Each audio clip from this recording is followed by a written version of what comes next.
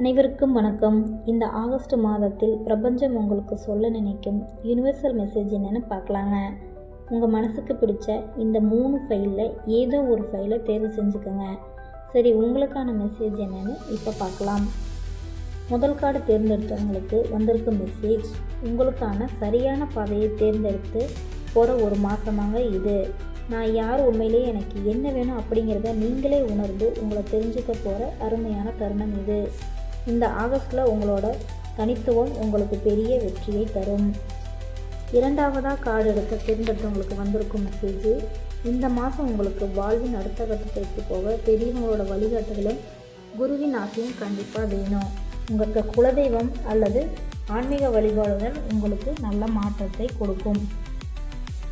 பாரம்பரியமான விஷயங்கள் முறைகளை பின்பற்றுவது நல்லது.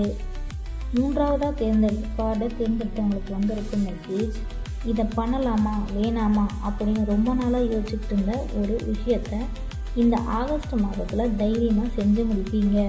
ஒரு தலைவனுக்குரிய அதிகாரத்தோடும் முழு சுறுசுறுப்போடும் நீங்கள் இறங்கி வேலை செய்ய போகிற ஒரு தருணம்.